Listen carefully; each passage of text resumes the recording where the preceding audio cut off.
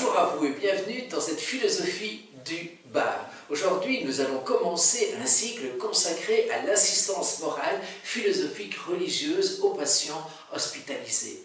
En d'autres termes, comment se comporter face à un catholique, face à un protestant, face à un anglican, face à un orthodoxe, mais aussi face à un musulman, un bouddhiste, un juif, un laïc hospitalisé. Et nous allons voir non seulement la religion à proprement parler, le contenu même, les différences, les divergences entre ces différentes religions, mais nous allons voir aussi le rituel des funérailles. Il est vrai que depuis quelques années maintenant, j'anime un cours de ce type pour la plateforme des soins palliatifs de Tournai située à la chaussée de René, et avec les différents participants, nous évoquons précisément cette perspective-là, ces perspectives-là. Commençons directement avec la religion chrétienne.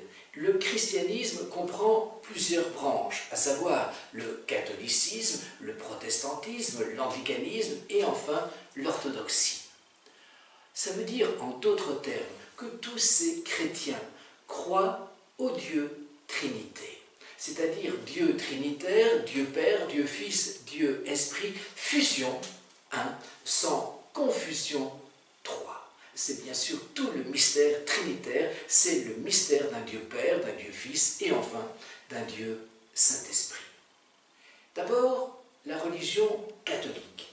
Quel est le livre? Eh bien, le livre, c'est bien sûr la Bible, l'Ancien et le Nouveau Testament. 46 livres pour l'Ancien Testament, 27 pour le Nouveau. Donc, Bible porte bien son nom, en grec, ta Biblia, les livres, et pas le livre, puisque la Bible est constituée, comme je viens de le dire, de 73 livres au total.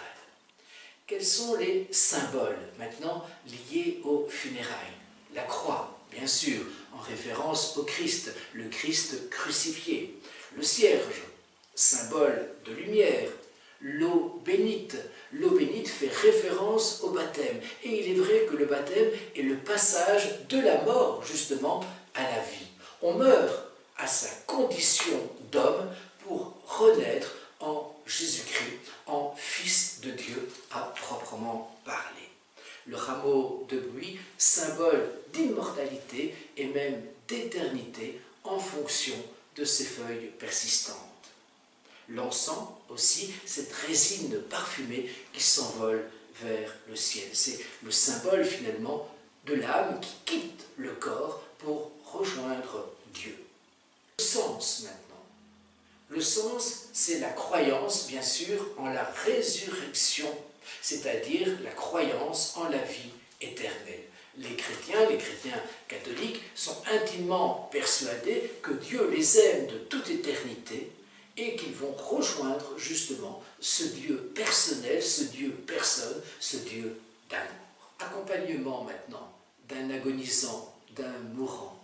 Il s'agit d'une présence fraternelle, d'une présence communautaire, d'une présence discrète auprès de l'agonisant, auprès du mourant, mais aussi auprès de sa famille.